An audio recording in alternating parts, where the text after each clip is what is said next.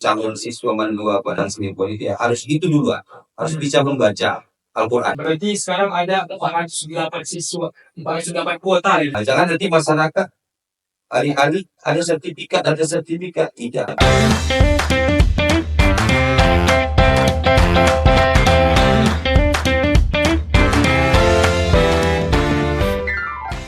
Assalamualaikum warahmatullahi wabarakatuh.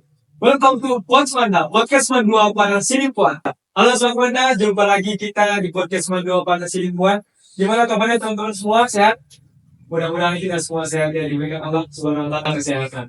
Oke teman-teman semua, jadi pada pertemuan kali ini kita akan bahas tentang PPDB Mandua Padang Selimpun. Nah, kita udah tahu nih ya, di banyak media sosial kita udah lihat brosur-brosur PPDBM Mandua Padang Selimpun.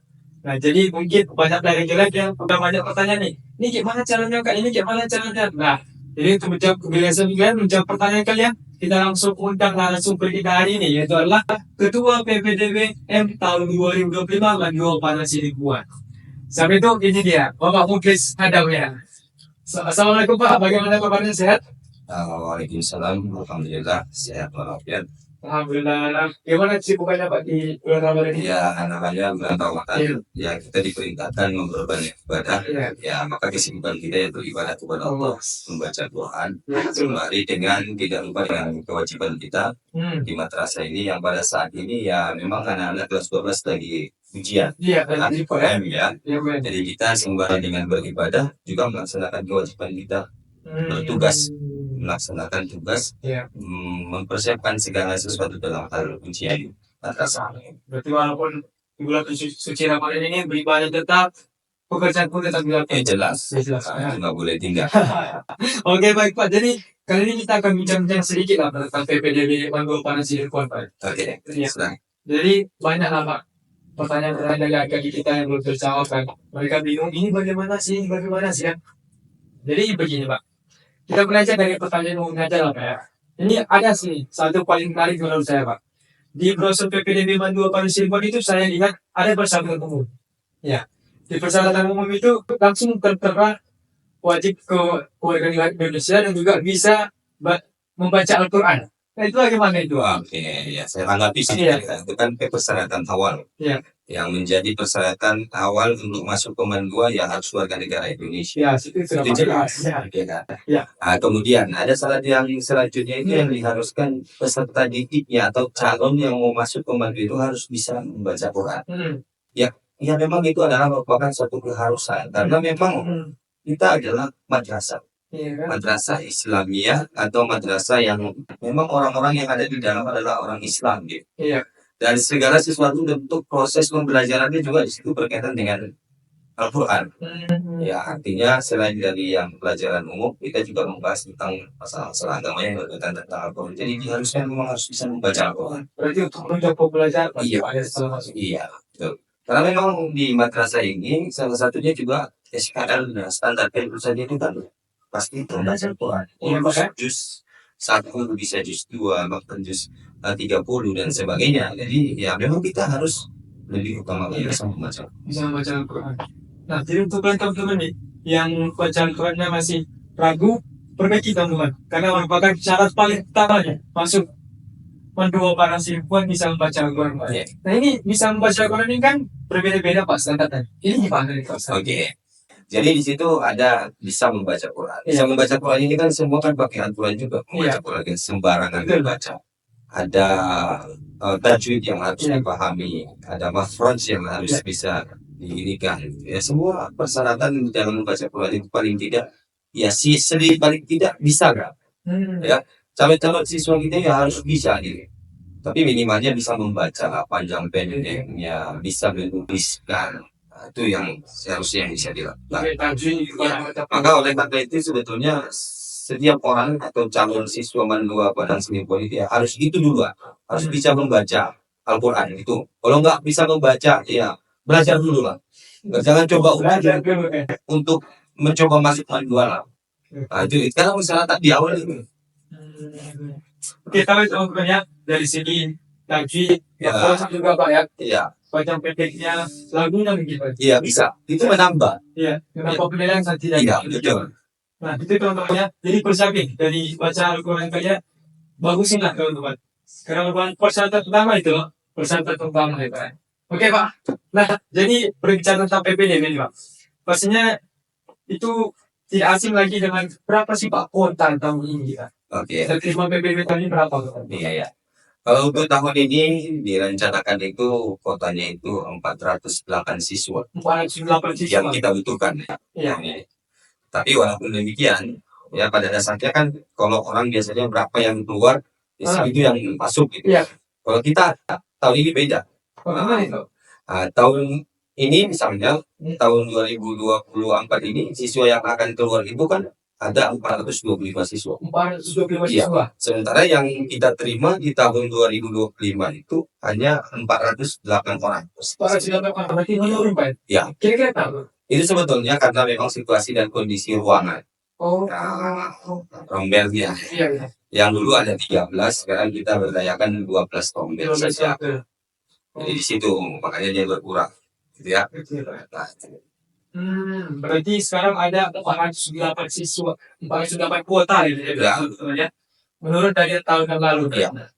Oke. Nah, jadi teman-teman semuanya ada 408 kuota atau bangku nanti untuk kalian semua. Jadi perjuangin teman-teman. Kuotanya cukup besar Pak ya? besar. Mungkin besar juga itu. Iya, 408 loh. Pastikan salah satu dari kalian itu ada di sini. Oke teman-teman. Nah, jadi Pak, ada 408. Ini kan jumlah yang cukup banyak kan. Dari 408 ini ada pembagian berapa jalur aja? Oke. Dari siswa yang akan kita butuhkan kan 408 siswa yang mau kita butuhkan di tahun 2025. Iya. Jadi di dalam pemenuhan itu kan kita dalam hal PPDB ini kita membuka 3 jalur. Ya. 3 jalur. Ya. Yang pertama jalur reguler. Ya. Reguler. Yang kedua jalur prestasi. Yang ketiga jalur afirmasi. Afirmasi. Iya. Berarti ada reguler, 3 jalur. prestasi dan afirmasi. Iya.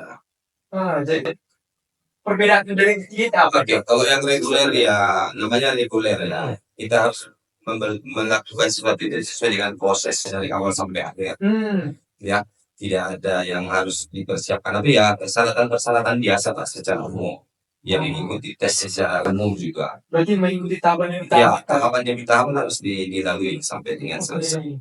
Berarti kalau yang prestasi, kalau dia jalur prestasi ya memang orang-orang yang mau kita ambil untuk menjadi siswa itu adalah orang-orang yang memang memiliki prestasi di sekolah awal mereka. Iya, mau di SMP, mau yang TSN atau MTSS atau dimanapun dia yang tingkatan SMP, Sanawiyah sederajat. Ya, tapi dia harus dibuktikan dengan sertifikat.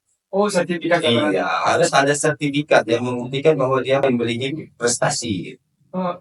Memiliki prestasi tingkat minimal tingkat kota kabupaten. Kalau prestasi ini kan Pak banyak ya? Banyak ya. Jadi prestasi ini dibilang apa aja nih? Oke, untuk prestasinya jangan takut ya. Prestasi kita itu ya nggak mesti harus akademik. Oke. Bisa juga non akademik. Bisa juga dengan keagamaan. Jadi kalau ada keahlian yang mendapatkan sertifikat, misalnya dia silat, atau taekwondo, atau bahkan lari, ya tingkat kota, bahkan provinsi, bahkan nasional, bahkan internasional, bawa, tunjukkan. Berarti bukan harus sertifikat yang berbasis. Ya, pasti harus olimpiade biologi dia juara 1, ya, tapi bisa juga dengan prestasi lain. Keagamaan juga bisa. Yang sifatnya keagamaan. Ya, pada saat sekarang ini kan lagi marak-maraknya MTQ di mana-mana ya. Ya, itu salah satu juga bisa. Ada sertifikat silakan bawa. Nah, itu jadi itu prestasi. Punya sertifikatnya Pak. Iya. Selain itu, apakah dia tetap mengikuti tahapan-tahapan yang lain? Nah, kalau tahapan dia tetap melalui administrasi, tahapan administrasi awal, dia tetap melakukan ujian ibadah. Ujian ibadah. Ya, baca tulis Quran, wawancara, tes kesehatan tetap. Iya. Nah, cuman dia nanti, ya istimewanya tak ikut tes tertulis lagi. Oh, dia ikut tes akademik. Iya. Oh, itulah keunggulannya tadi. Iya, betul. Oke, kalau jadi jalur afirmasi Pak. Tapi seperti afirmasi saya ingatkan kembali biar tidak terlalu gampang jalur prestasi. Ini jalur prestasi harus dibuktikan dengan sertifikat tadi. Ada tim khusus, ada ketentuan nanti yang menyatakan bahwa sertifikat itu memang betul-betul asli atau tidak. Memang betul-betul sertifikat yang diakui, ya, atau tidak. Jadi tidak hanya sembarangan sertifikat. Jangan nanti masyarakat alih-alih ada sertifikat tidak. Kita harus kaji lagi sertifikat yang dimasukkan di pendaftaran sebagai prestasi. Tidak, kita tidak mau yang seperti itu. Kalau zaman sekarang kan buat sertifikat yang gampang. Iya. Kita ada tim khusus yang kita buat untuk itu. Itulah kira-kira untuk masalah prestasi ya. Ya masyarakat tahu gitu. Jangan nanti ada ahli datang minta ini minta itu yang enggak segampang itu. Jadi meskipun punya prestasi, tapi prestasinya benar-benar Pak ya. Iya. Oke. Nah jadi ketiga itu apa? Yang ketiga ya komisi itu adalah bentuk suatu yang diperuntukkan bagi orang-orang yang memiliki kartu pintar, kemudian ada kartu yang memang ada surat keterangan lah bahwa seseorang itu tidak mampu, baik dari kelurahan, kecamatan dan sebagainya. Berarti itu teman-teman kita yang maksudnya kurang mampu Pak. Ya. Itu bisa menjadi masuk ke manual ya. Tapi tetap mengikuti jalur. Berarti meskipun dia dari jalur afirmasi seperti reguler tadi. Iya, tapi dibuktikan dengan fotokopi. Bukti bahwa dia itu memiliki misalnya tadi KIM ya atau bantuan-bantuan sosial lainnya. Surat keterangan tidak mampu dari pihak kecamatan dan sebagainya. Kira-kira itu dia. Kalau untuk bacaan tadi Pak, ini kan ada bacaan NU, ada bacaan NU ya? Iya, itu iya. kayak mana Pak? Jadi bisa nggak terpenuhi 15%? Bisa saja tidak terpenuhi. Ini tadi masalah boarding juga Pak. Ini ada yang nanyain, apakah asrama itu khusus boarding aja atau yang reguler bisa? Oke.